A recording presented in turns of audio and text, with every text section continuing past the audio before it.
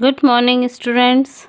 आज हम पढ़ेंगे Hindi subject open page number 43 chapter number 6 बालक चंद्रगुप्त। सबसे पहले सभी आज की डेट और डे मेंशन करिए। चलिए आज हम बालक चंद्रगुप्त के बारे में पढ़ेंगे। रीडिंग स्टार्ट करते हैं। ईसा से 321 वर्ष पूर्व मौर्य राजवंश में एक महान चक्रवर्ती सम्राट हुए चंद्रगुप्त मौर्य।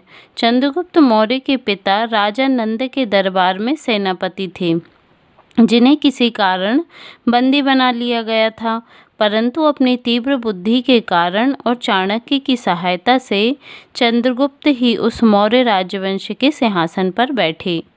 जयशंकर प्रसाद द्वारा लिखी गई उनकी जीवन की एक घटना यहाँ प्रस्तुत है।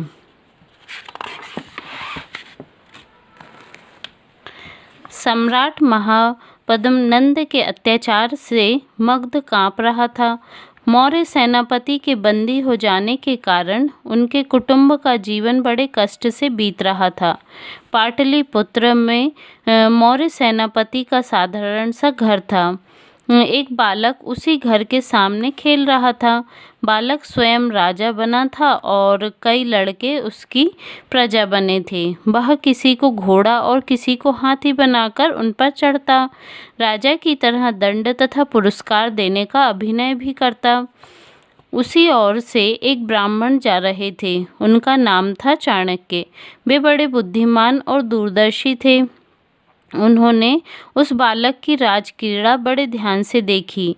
उनके मन में कुतूहल भी हुआ और कुछ विनोद भी सूझा। उन्होंने एक ब्राह्मण की तरह ही उस बालक राजा के पास जाकर याचना की, राजन मुझे दूध पीने के लिए गऊ चाहिए। बालक ने भी राजा से उदारता का अभिनय करते हुए पास ही चरती हुई गाय को दिखाकर कहा, इनमें से जितनी इच्छा हो गाय ले लो। ब्राह्मण ने हंसकर कहा, राजन ये किसकी गाय हैं? वह मारने लगे तो? बालक ने सगर्व छाती फुलाकर कहा, किसका साहस है जो मेरे आदेश को ना माने? मैं राजा हूँ, मेरी आज्ञा अवश्य मानी जाएगी। ब्राह्मण ने आश्चर्य से पूछा, राजन आपका शुभ नाम क्या है? तब तक उसकी माँ वहाँ आ गई।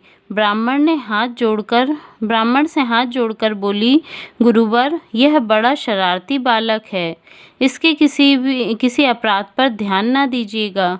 ब्राह्मण ने कहा, कोई चिंता नहीं, यह बड़ा होनहार बालक है।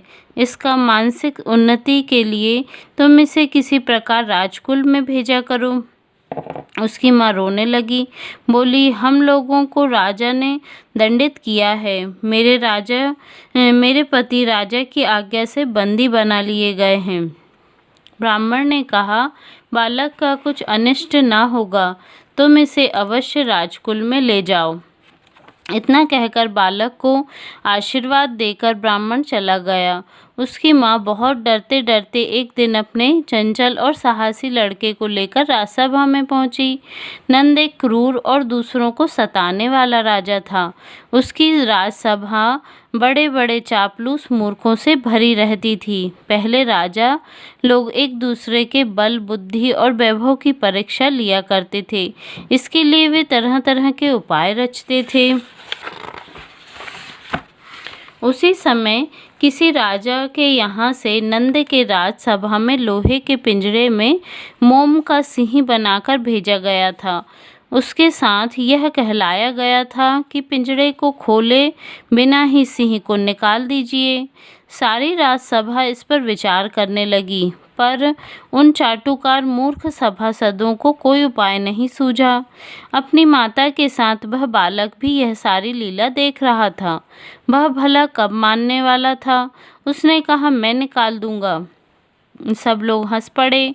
बालक की ठिठाई भी कम न थी। राजा नंद को भी आश्चर्य हुआ। नंद ने पूछा, यह कौन है? मालूम हुआ कि राजबंदी मौर्य सेनापति का लड़का है। फिर क्या था? नंद क्रोध से आग बबूला होकर बोला, यदि इसे ना निकाल सकेगा तो तुझे भी इस पिंजरे में बंद कर दिया जाएगा। उसकी माता डर गई, सोचने लगी यह विपत्ति कहाँ से आ पड़ी। परंतु बालक निर्भीकता से आगे बढ़ा और पिंजरे के पास जाकर उसको भली भांति देखा। फिर लोहे की सलाखों को गर्म करके उस सिंह को पिघलाकर पिंजरे को खाली कर दिया। सब लोग चकित रह गए। राजा ने पूछा, तुम्हारा नाम क्या है? उसने कहा, चंद्रगुप्त। फिर राजा ने प्रसन्न होकर उसे तक्षशिला के विश्वविद्यालय में पढ़ने के लिए भेजा। आगे चलकर यही बालक उसी ब्राह्मण चाणक्य की सहायता से चक्रवर्ती सम्राट चंद्रगुप्त मौर्य बना और ईसा से 321 वर्ष पहले वह मगध में पाटलिपुत्र के राज सिंहासन पर बैठा।